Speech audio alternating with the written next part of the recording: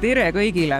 See saabki olema see äge ja ajalooline maja, kus me järgmise õppeaasta esimese poole õppima hakkame. Lähme vaatame koos õpilastega, milline see maja seestpoolt välja näeb.